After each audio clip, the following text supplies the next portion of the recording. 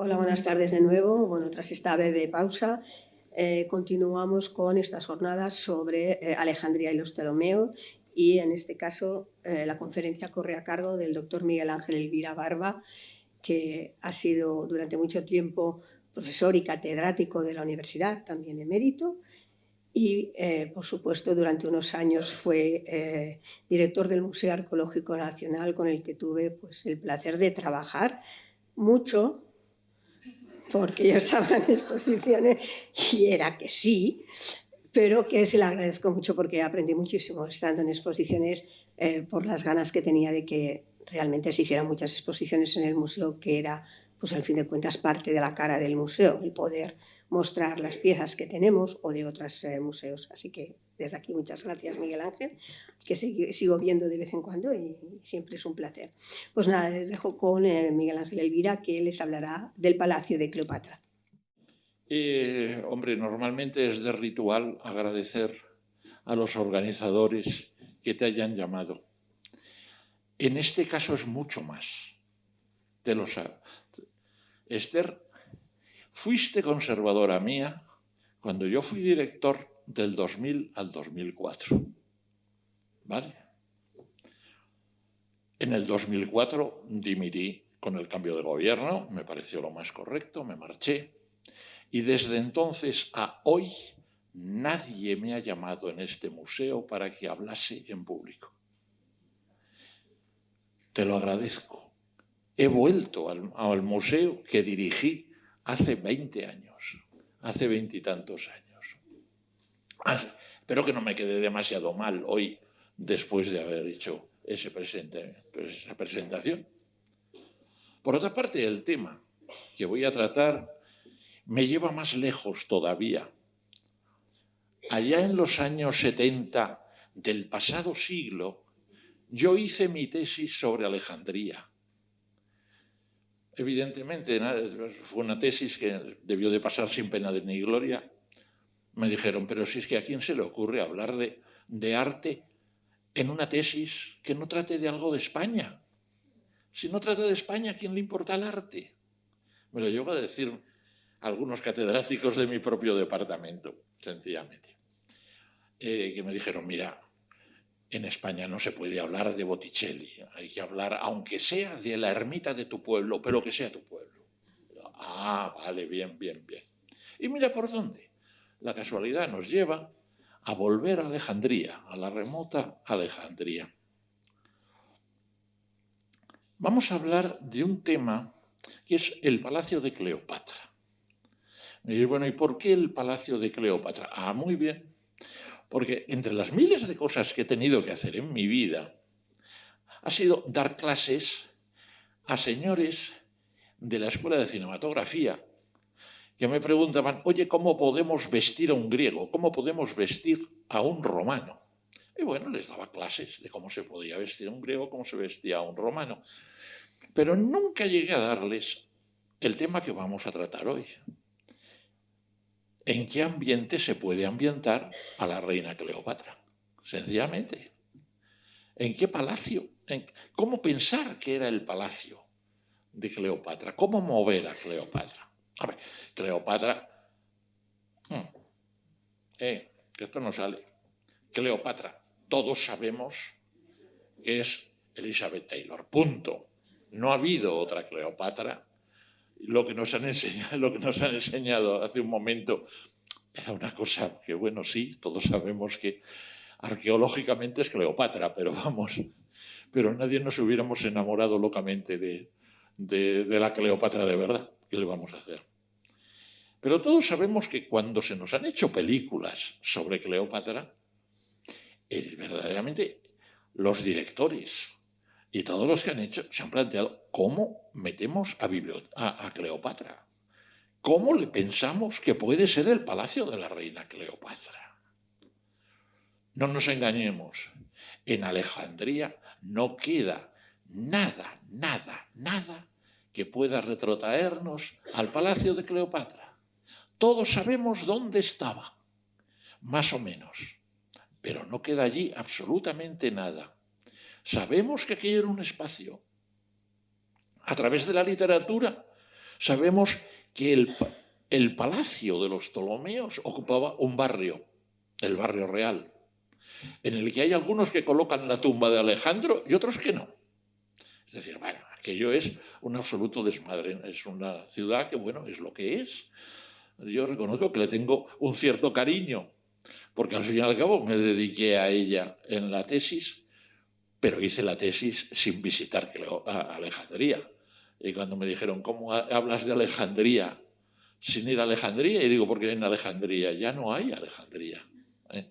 Alejandría es una cosa que se puede estudiar a través de textos, a través de piezas, pero realmente la Alejandría que todos vamos a visitar, y eso sí, la visitamos con enorme cariño, es la Alejandría de Foster, la Alejandría de Cavafis, la Alejandría de fin del siglo XIX, principios del siglo XX, que realmente hoy en día ya solo se ve en fachadas un tanto corroídas y en las tiendas de anticuario que venden broncecitos de tipo parisino del siglo XIX o cosas de estas. Bien, no insisto más. Sencillamente decir, vamos a partir de cero. ¿Cómo pudo ser el palacio de Cleopatra? Tenemos que estudiarlo sin tener en cuenta la arqueología, porque no hay arqueología, sencilla y llanamente. Entonces, ¿cómo puede ser el Palacio de Alejandría? Aquí vemos, por ejemplo, se les ha ocurrido a todos los que han hecho películas de Alejandría, y los hay, casi siempre darle al Palacio de Alejandría un tono netamente faraónico. Es decir, hay que buscar, se ve ahí arriba, por ejemplo, un relieve que eso suena a faraones, todo lo que se quiera. Y luego, pues bueno, se le puede dar un toque más o menos griego. Véase el mueble que está al lado de la reina. Esto es un sistema. Podemos llegar más lejos. Fíjense lo que puede llegar a ser una Alejandría en su palacio, una Cleopatra en su palacio, si le metemos fantasía al asunto. La idea fundamental es que, hombre, debía de ser un palacio como el de un faraón. ¿Por qué no? Si está en Egipto. Y si vestimos a Cleopatra de egipcia, pues qué más que ponerle pues unos capiteles lotiformes, papiriformes, compuestos o los que se quiera, pero de tipo egipcio. Y con estatuas alrededor y sirvientes alrededor que sean también totalmente faraónicos. Que hay que volver a un palacio egipcio para ir, pues se imagina uno lo que podía ser. Pues los pocos palacios egipcios que podemos manejar, no nos engañemos. El palacio de Malcata, el palacio de Medinet Abú, el palacio de Tel el Amarna, y bastante destrozaditos, todos ellos. Y a partir de ahí se nos quiere hacer el palacio de Cleopatra. No, no funciona. No funciona. No hay restos en Alejandría del palacio, pero es que tampoco hay restos en Alejandría suficientes como para, recomponiéndolos, hacer algo que nos sugiera un palacio faraónico. No. Hay que volver a donde había que volver. Cleopatra no es una egipcia. Cleopatra es la última descendiente de una dinastía macedónica y, por lo tanto, hay que volver a la tradición de los palacios macedónicos, porque son los que, lógicamente, tuvieron que servir de punto de partida para hacer el Palacio de Alejandría. Que tampoco podemos pensar que el palacio en el que viviese Ptolomeo I tuviese mucho del Palacio de Alejandría. Todos los palacios evolucionan, todos los palacios cambian. Hace falta tener un sentido de perennidad muy grande para hacer un palacio pues, como el de Versalles o como el Palacio de Oriente en Madrid. Normalmente los palacios se van haciendo. Yo en este sentido siempre digo, para hacernos idea de lo que debió de ser el Palacio de Cleopatra en Alejandría, recordemos más bien los palacios islámicos posteriores. Recordemos, por ejemplo, caso típico, la Alhambra, con sus distintos apartados, con sus distintos edificios, hechos un emir detrás de otro emir, añadiéndole cosas. Eso es el punto de partida que debemos tomar. Tomemos, por tanto, algunas ideas de lo que podía ser un palacio macedónico. Ahí sí que tenemos suerte, mira, palacios macedónicos tenemos. El Palacio de Vergina, el Palacio de Pella, algunos. Y no solo eso, sino, cosa más importante, tumbas de Macedonia que nos revelan algo fundamental que vamos a tener que tener en cuenta a partir de ahora. Quizá no encontremos palacios enteros, pero tenemos una certeza prácticamente cierta de que las tumbas hipogeos de Macedonia, etcétera, quieren figurar las fachadas de los palacios. Aquí tenemos una fachada de la tumba de Leucadia que nos puede servir perfectamente para darnos la idea de lo que era la fachada de un palacio macedónico. Por tanto, no nos equivocaríamos mucho si pensásemos que cuando Ptolomeo I, por estas mismas fechas, hace el Palacio de Alejandría, se basase en este tipo de arquitectura, que era el tipo de arquitectura que se utilizaba en su tierra, al fin y al cabo. Partimos a partir de aquí. A partir de aquí, ¿qué sabemos de los palacios de Alejandría? Tenemos datos fundamentalmente, casi exclusivamente literarios. Si nos basamos, por ejemplo, en obritas de teatro de Herondas o de algunos autores helenísticos que viven en Alejandría, pues nos enteramos de unas cuantas cosas. Que el Palacio de Alejandría, entre otras cosas, no tenía fachada al exterior. Era un palacio fortificado. Para entrar al Palacio de Alejandría, y se podía entrar en ciertas fiestas, lo primero que había que hacer era traspasar una muralla en la que estaban toda la guardia a caballo del Ptolomeo de turno, del segundo, del tercero, etc., y ya se entraba en un interior en el que siempre se nos señala que hay como varios pabellones y todos ellos más o menos rodeados de jardines. Esa es la idea fundamental que tenemos que tener de lo que era el palacio de los Ptolomeos.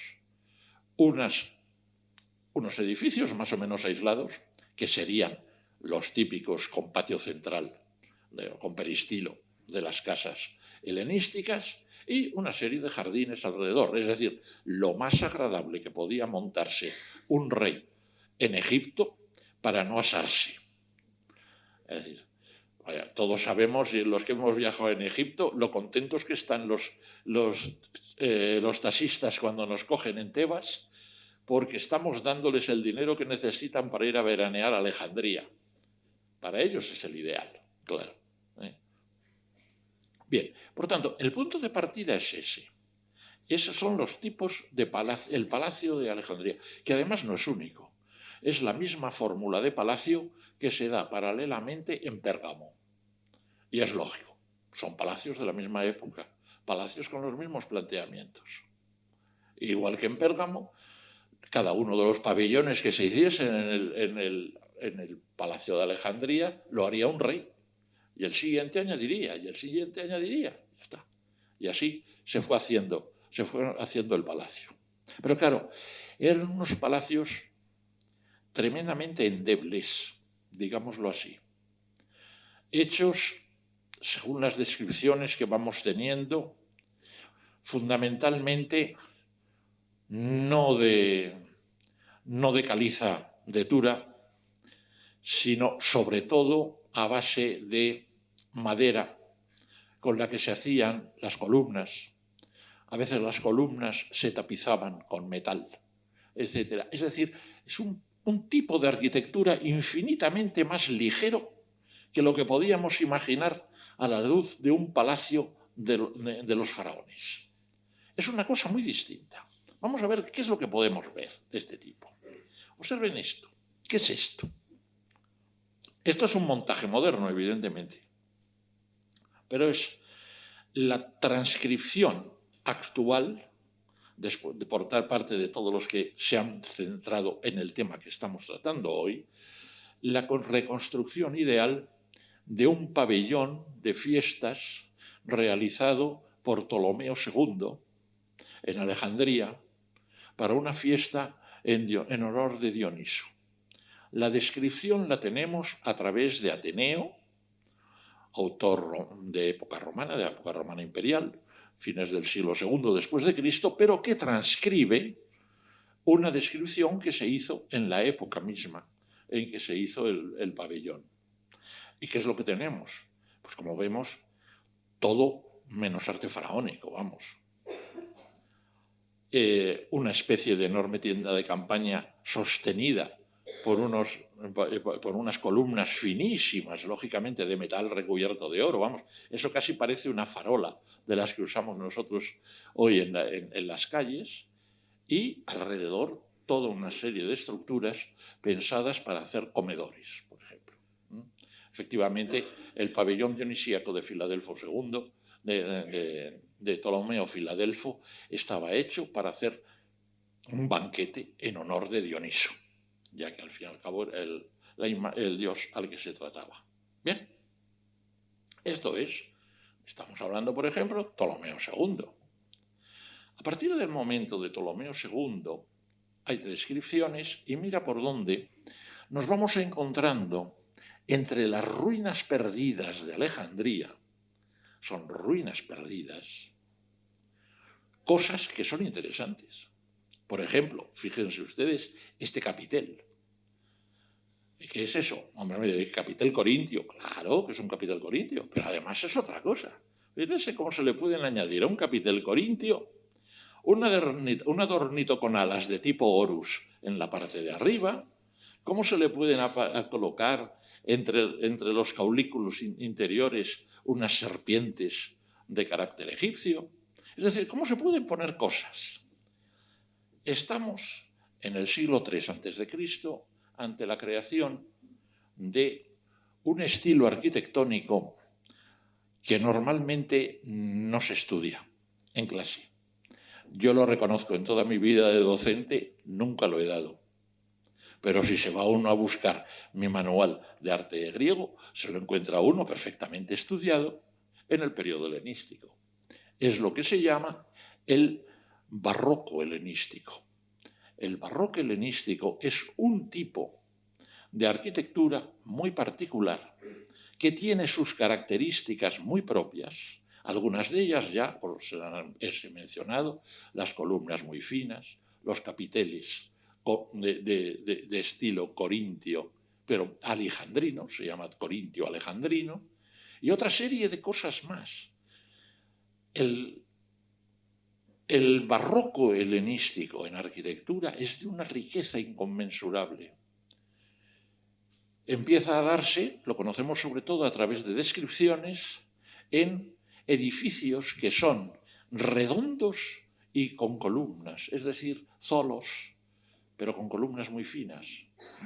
Conocemos alguna, en Alejandría aparece la descripción.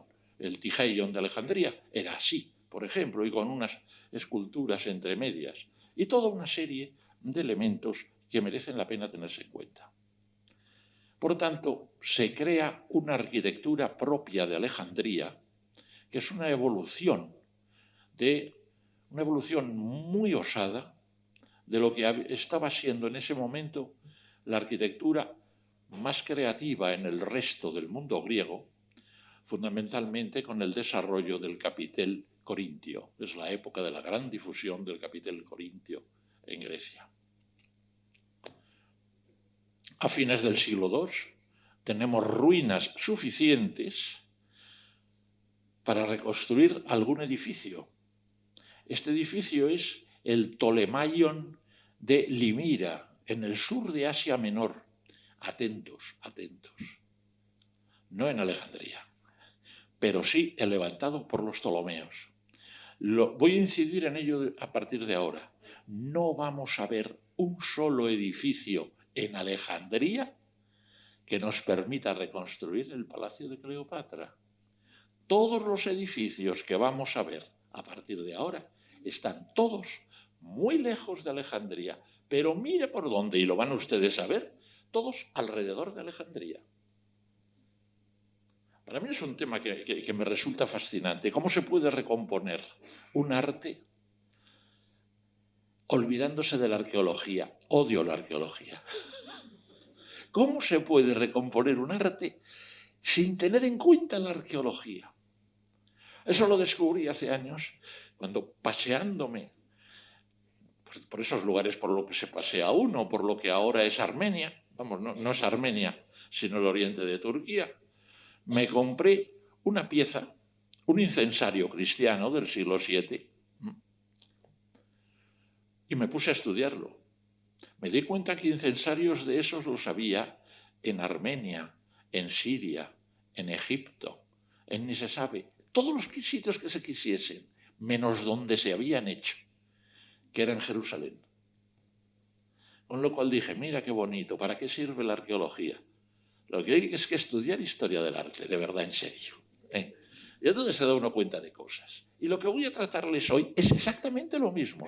¿Cómo vamos a dar vueltas alrededor de Alejandría para encontrar la estética de lo que debió de ser el palacio de la reina Cleopatra? ¿Esto qué es?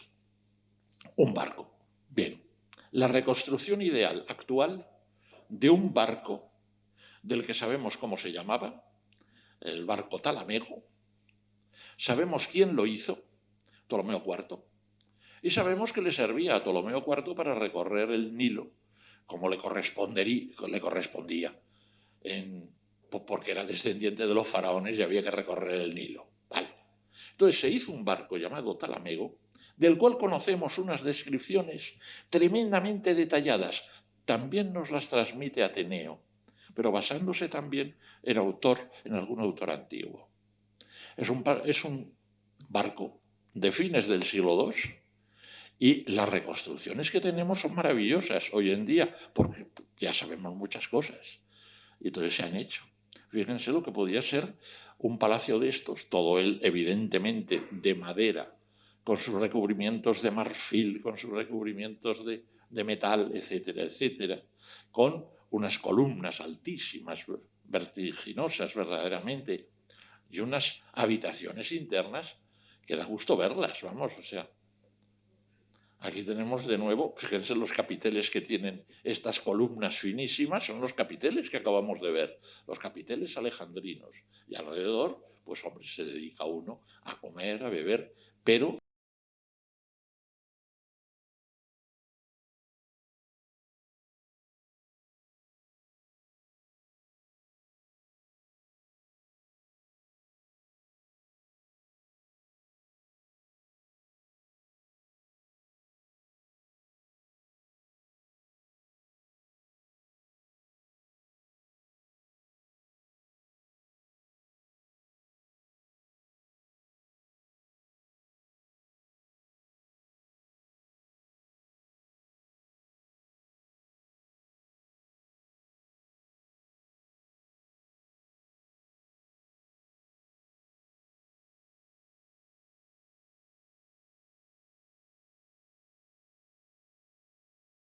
relacionadas con el clero tradicional de Egipto. Clero tradicional de Egipto que, por otra parte, recibía sustanciosas sumas de parte de los Ptolomeos para levantar templo tras templo en todo el valle del Nilo en estilo absolutamente egipcio. Eso sí es verdad. Bien, sigue evolucionando. Ay Dios, que me estoy escapando. No, en 10 minutos me lo cargo, espera. Sigue evolucionando el estilo barroco helenístico, sigue evolucionando en Alejandría y vamos viendo que se van creando elementos arquitectónicos muy curiosos, de los cuales tenemos solo trozos, solo fragmentos, pero se pueden reconstruir. Por ejemplo, sabemos que, cosa que no ocurre en la arquitectura griega, como muchos sabrán, se crea el ábside. La arquitectura griega no suele tener ábside. Pero de paso se crean, por ejemplo, todos estos sistemas distintos de frontones. Nada del frontón tradicional, Partenón y esas cosas archivistas. No, no, no. Frontones circulares, frontones cortados, frontones más cortados, frontones incompletos por la parte de abajo, frontones con arco, todo lo que quieran ustedes. El barroco helenístico de tipo alejandrino es maravilloso, pero es el que nos tiene que dirigir para hacernos idea de lo que debía de ser el palacio de Alejandría. Por lo demás, vamos a irnos fijando en palacios o en reproducciones de palacios que no se dan en Alejandría, pero que están de nuevo alrededor de Alejandría. Fíjense en esa parte superior de un muro, de un palacio muy concreto, que está en Ptolemaida, es decir, en la zona de Cirene, actualmente Libia. Allí se hizo este palacio y además, curiosamente, no se hizo para ningún faraón, para ningún Ptolomeo, sino para el gobernador romano que en el año 90 se instaló en Cirene, y lógicamente los romanos le harían un palacio que querría competir con el de Alejandría, para que se mostrase que un gobernador romano era capaz de vivir en un palacio como el de Alejandría. ¿Ven? Vamos a buscar otros sitios. ¡Uy! Este les suena a todos. Estamos en el segundo estilo pompeyano, en Pompeya, en Oplontis. Y aquí sí que tenemos, en la llamada villa de Popea, de Oplontis, de hacia el año 50 a.C., estos ambientes maravillosos, como de cuento de hadas, que fascinaban en torno al año 50 a.C. No sé si les suena. Época de César. Estamos en el mundo de quienes acompañan a César, viven en el palacio de Cleopatra y luego dicen, hombre, construirlo no, pero pintarlo, vamos a ver si lo pintamos. Y se hacen y se hacen esto. ¡Qué maravilla! Fíjense estas columnas, que evidentemente las tenemos que concebir como columnas de madera recubiertas con placas. Lo que más le podía fastidiar a Vitruvio. Vitruvio dice, estas columnas que se están poniendo de moda ahora, que parecen de metal, nunca una columna se puede hacer de metal. Una columna se tiene que hacer de mármol. Pues no. Cuando se imita a Cleopatra, no se hace así. Y fíjense ustedes, recién conquistado el palacio de Cleopatra, cómo decora a Augusto su propia casa en el Palatino. De nuevo es lo mismo. Se vuelve a imitar lo que era aquello. Y dirán, pero bueno, puede ser pura casualidad. ¿Puede venir la idea de otro sitio? No, no, no, no. Acérquense ustedes del otro lado. De nuevo, no estamos en Egipto, pero estamos cerca. Estamos en Masada. Estamos en el palacio de Masada realizado por Herodes el Grande. Y Herodes el Grande gobierna, que yo recuerde más o menos con exactitud, desde el año 37 a.C. hasta el año 4 a.C. Es decir, es un hombre que vive todavía los últimos momentos, los últimos años de la Alejandría de Cleopatra. Y que debió decir, uy, yo quiero tener lo mismo que tiene Cleopatra. Unos pabellones independientes, pero con las cosas que gustan en Egipto. La Tolos con su cucuruchito, los edificios con un montón de columnas alrededor, porque esto es lo que más mola en Alejandría, y vamos a hacerlo así. Y ya con ello llego y concluyo. Al final, ya que Herodes el Grande hace esto en Judea, ¿por qué no va Aretas III, rey de los nabateos, a hacer lo mismo para su tumba, que la tiene ahí al lado? Aretas III o Aretas IV, porque se discute. De algún modo, tenemos un edificio del que podemos decir, como decíamos al principio, que es una tumba, pero una tumba que quiere representar la fachada de un palacio. Y ese palacio, desde mi punto de vista, es el palacio de la reina Cleopatra. Se acabó.